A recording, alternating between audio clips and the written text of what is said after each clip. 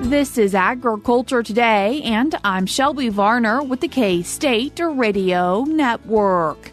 AJ Tarpoff and Jason Warner from K-State begin today's show as the pair discusses grass tetany. They review what causes the disease and what steps cattle producers can take to reduce the chance of it being deadly.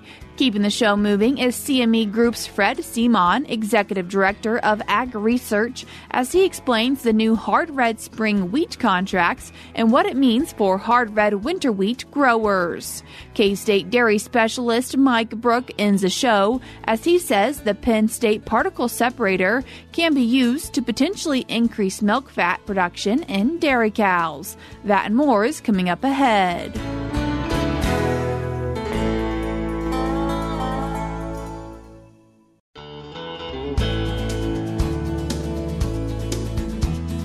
You're tuned in to Agriculture Today, and we start our show talking about grass tetany with K-State Extension beef veterinarian AJ Tarpoff and K-State cow-calf extension specialist Jason Warner. AJ, Jason, thank you both so much for taking the time to join us today. Pleasure to be here. Yeah, thanks, Shelby. Appreciate it as always. AJ, what is grass tetany? Yeah, so grass tetany or grass staggers, it's low magnesium floating through the system. So magnesium's an essential nutrient. It's stored in the body and the bones of all animals. But what happens this time of year, especially with our cool season grasses, are cereal grains that are still growing like wheat, rye, some of the cover crops. We could have some cool seasons like brome or fescue or different grasses like that are really flourishing now, that cool season pop. That flushing of the grass really has lower levels of magnesium, some higher levels of some other kind of counteracting, salts. And what we run into is not enough floating through the system. What that does inside the system is it sets off kind of a cascade of events that we see some clinical signs.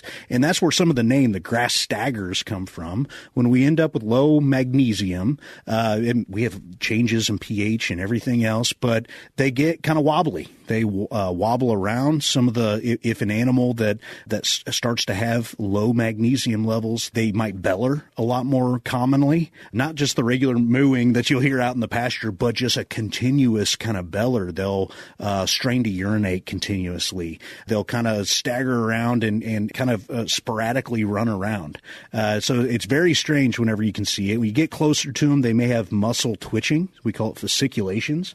So they'll be twitching around, and then as it progresses, they'll go down. They will go down, and it is deadly if we don't intervene in time.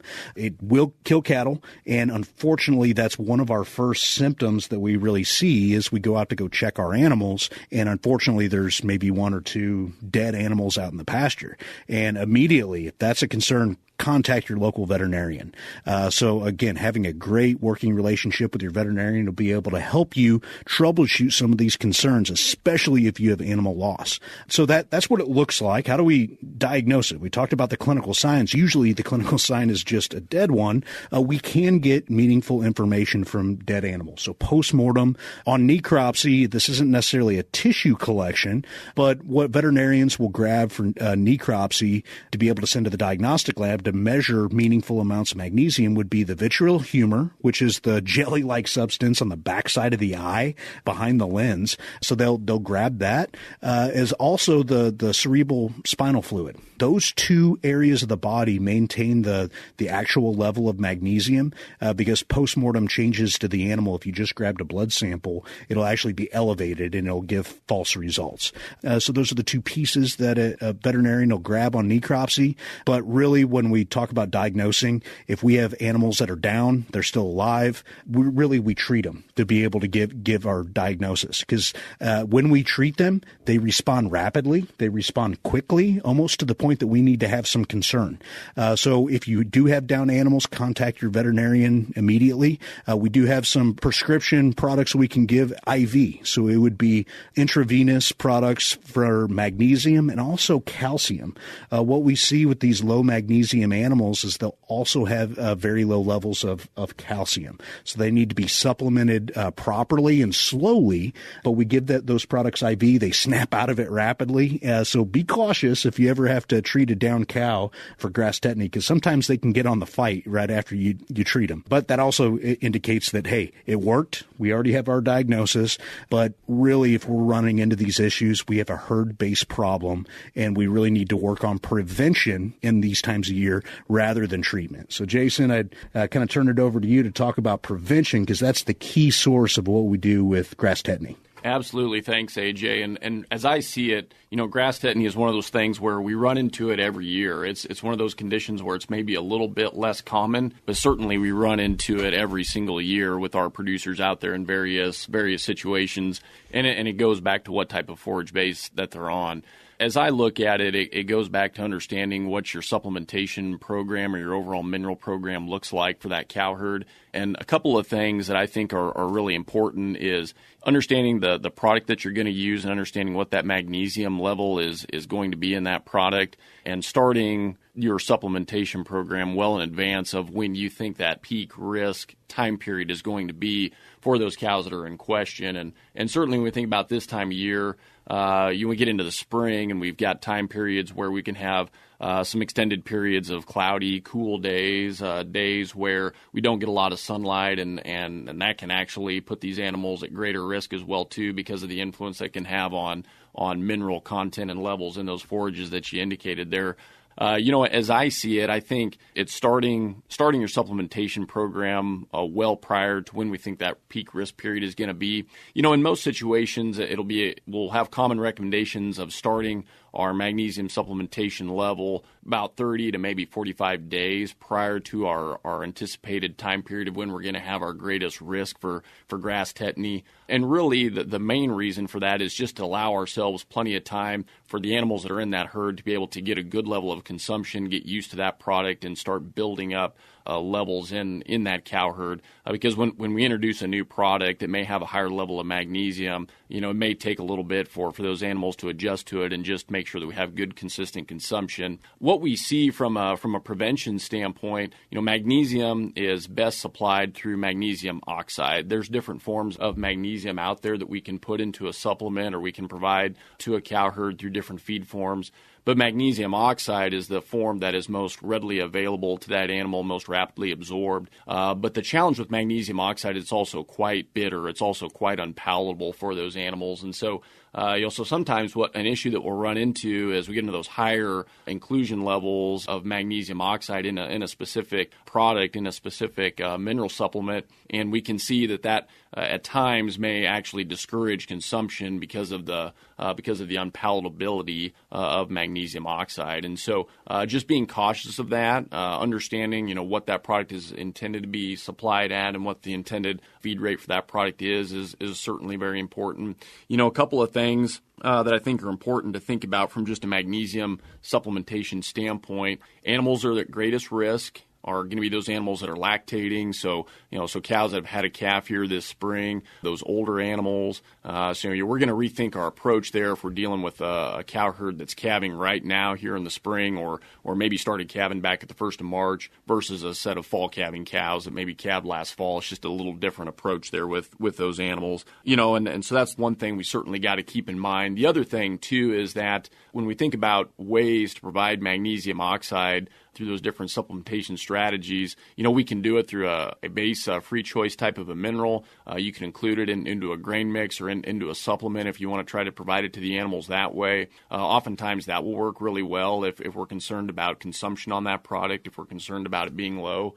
So there's different strategies there, certainly. And again, it goes back to having that conversation with that feed service provider to make sure you understand the product that you're using, what the intended use is there for it, and what the desired rate of intake intake should be on that product. One thing that's important for producers to keep in mind, because we get this question a lot, is, well, do we always have to feed a mineral formula that has a higher level of magnesium in it to be able to manage cows through that time of year or through that condition? And we don't always necessarily have to do that. You can purchase straight magnesium oxide from your feed service provider.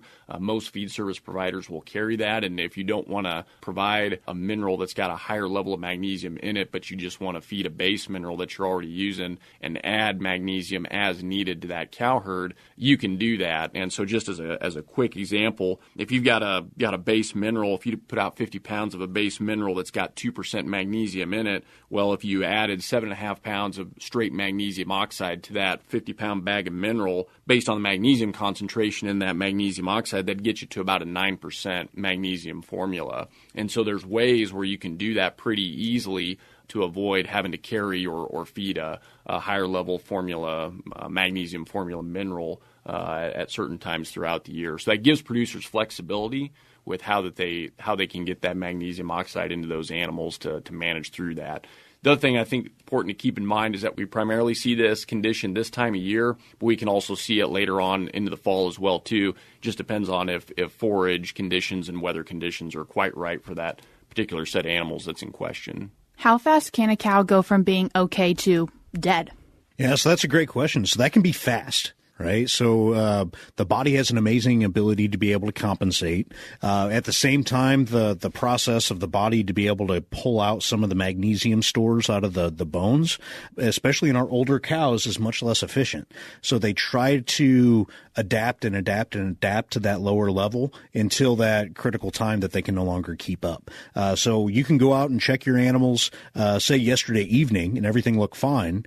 And this morning, you could have clinical issues and you could have, a couple animals actually succumb to this problem. So it happens quickly, happens rapidly. So yes, it's something that we always, have our eyes on, but always planning ahead. Like, Dr. Warner was mentioning that prevention management and proper supplementation is really important for this disease. AJ, Jason, I appreciate you both taking the time to join us today. Thanks, Shelby. Appreciate it. That was K-State Cow-Calf Extension Specialist Jason Warner and K-State Extension Beef Veterinarian AJ Tarpoff. We're cutting to a short break now, but we'll be right back.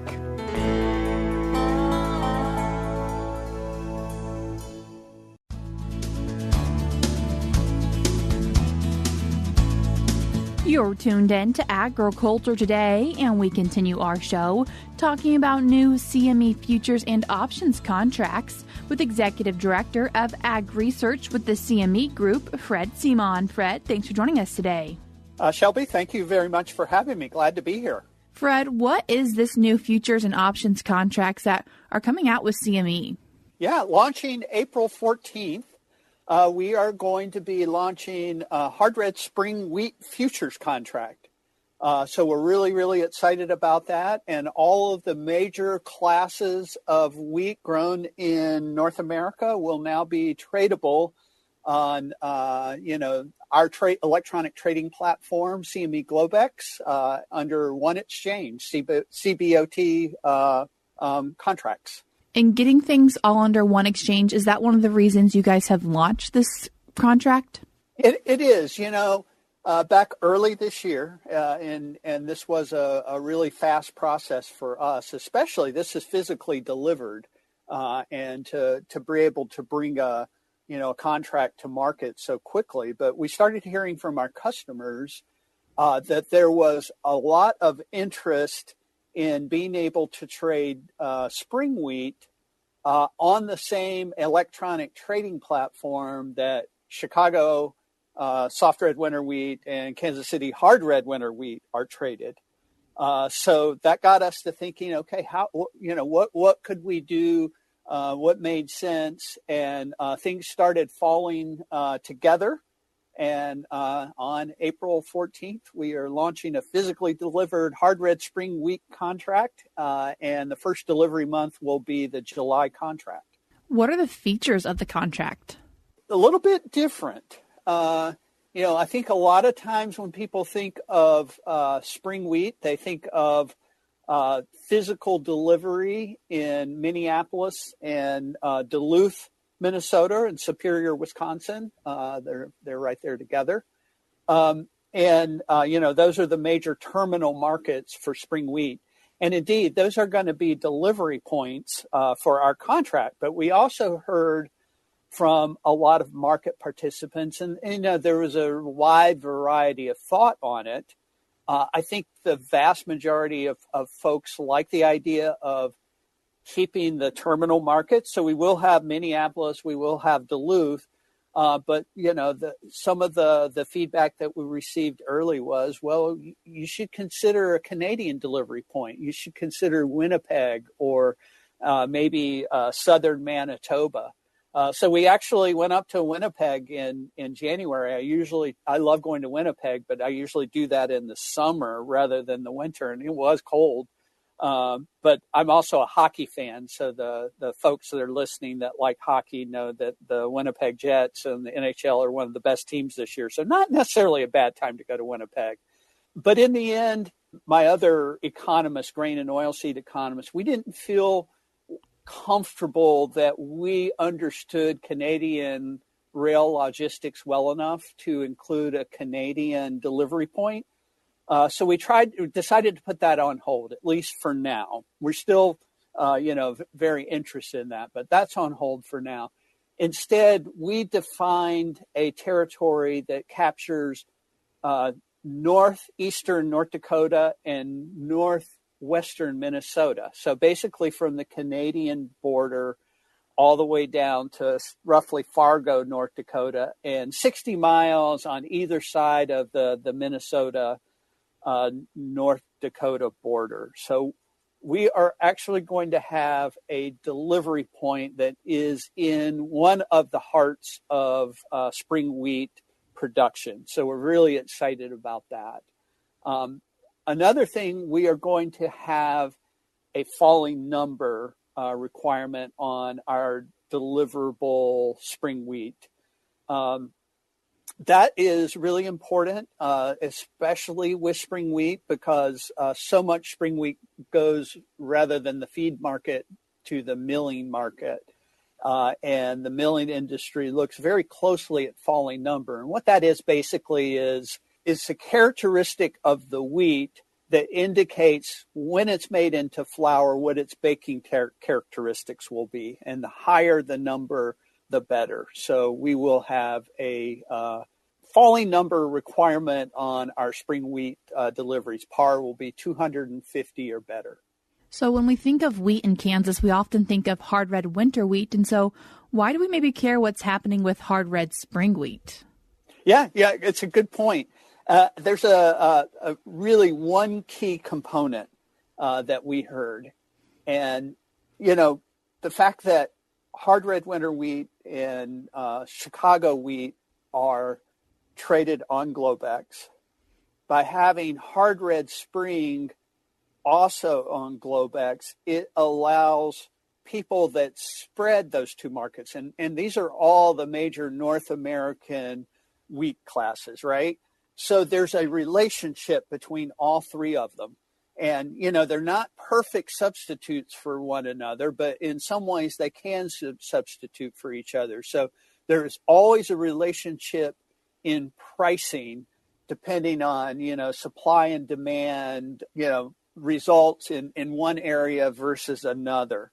So there's always that relationship. So a good portion of trade between spring wheat and hard red winter wheat, or spring wheat and Chicago wheat, or between Chicago wheat and Kansas City wheat is people looking for relative value among the different wheat classes.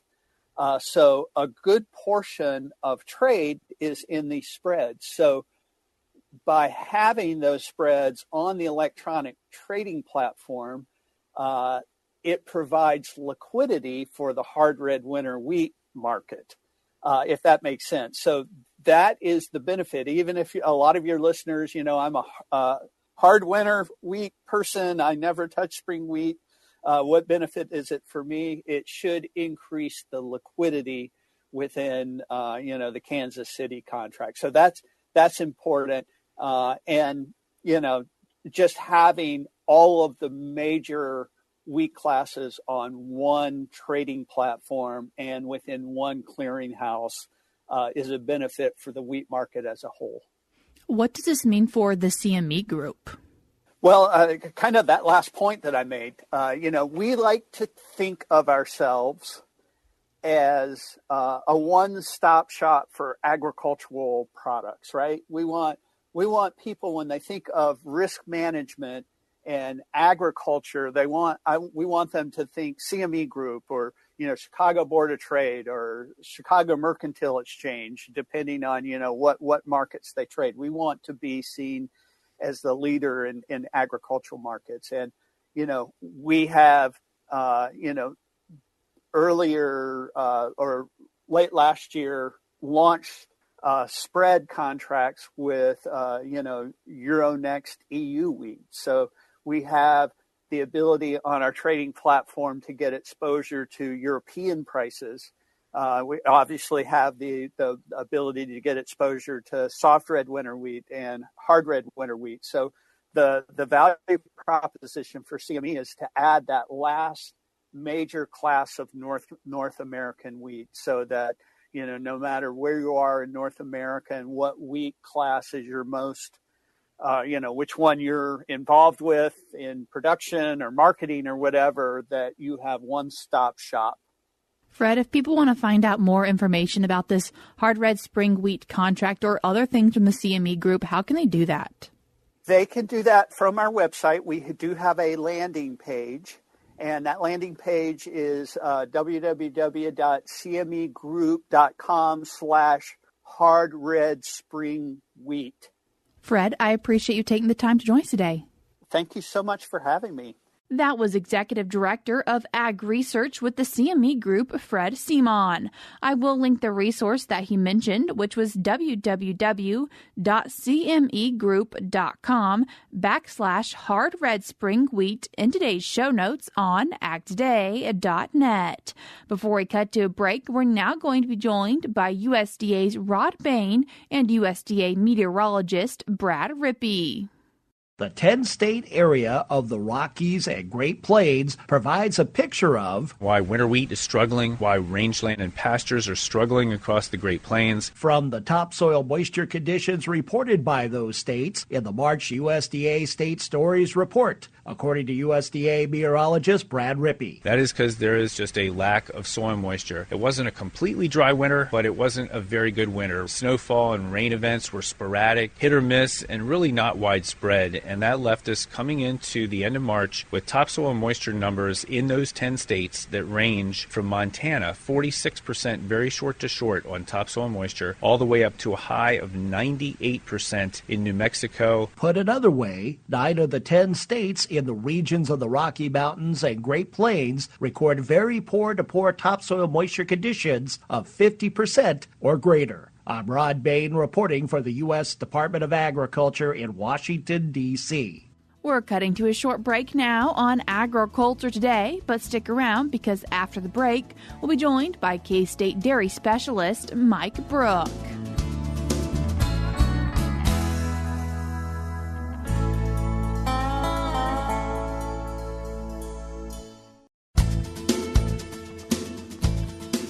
This is Agriculture Today. Along with Shelby Varner, I'm Jeff Wickman. We end today's program with this week's milk lines. Animal behavior research by the Minor Institute has found the strongest correlation is between the time spent ruminating while lying down versus increase in milk fat production. K-State dairy specialist Mike Brouk says that producers might be able to take advantage of this by making adjustments to the Penn State Particle size box. Today I'd like to visit with our Kansas dairy farmers about a possible way to boost the fat production in your dairy herd, and it might come from a way that you maybe haven't thought about. There's been some interesting research conducted at the Minor Institute over the last few years that has some interesting results in terms of how animal behavior might impact the milk fat percent that we see in our herds. The herd at the Minor Institute consists of Holsteins, and they have a wide range of milk fat percents, just like you would probably find in your own dairy herd as you looked at individual animals. However, they've spent a lot of time looking at individual animal behavior and how that might correlate with the percent milk fat that they see coming from those particular animals. Interestingly, that of all the behaviors that they've looked at, the strongest positive correlation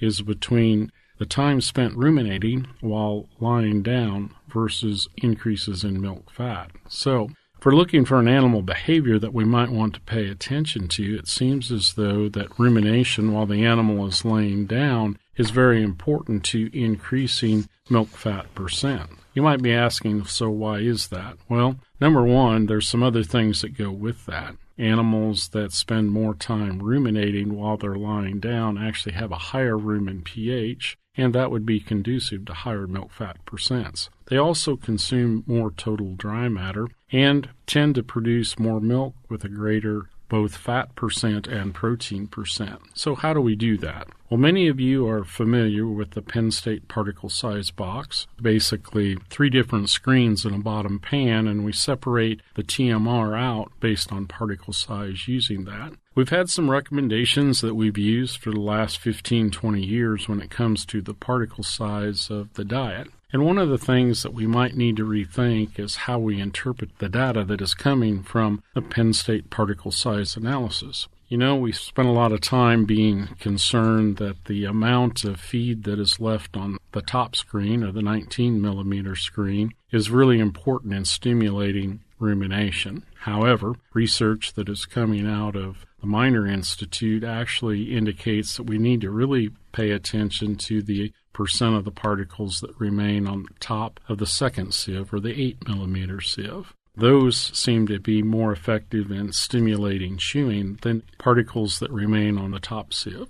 So, as we think about that data, what would be an ideal breakdown as you look at your particular rations on your farm? And let's just compare that to what the Miner Institute might have in theirs. Keep in mind that the Miner Institute is a herd that produces about 100 pounds of milk per cow per day. That milk contains 4.3% fat and 3.1% true protein. That particular herd, the top screen, the 19-millimeter screen, would retain about 4% of the total ration. The second screen, or the 8-millimeter screen, would retain about 59%. The third screen, the 4-millimeter screen, would contain about 11% of the diet, and the bottom pan about 25%. So as we look at that, it becomes very apparent that maybe the amount that is retained on that second screen would be very important to stimulating rumination time. We want to make sure that we do not reduce total eating time, so trying to get an even finer diet may not be in the best interest of your animals.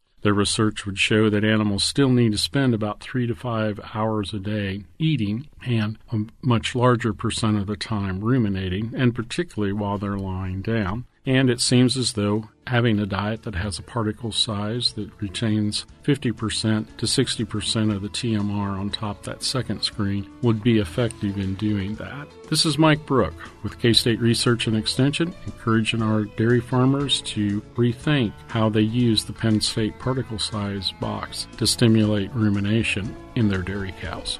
Thanks, Mike. And that'll do it for this edition of Agriculture Today. For Shelby Varner, I'm Jeff Wickman. This is the K-State Radio Network.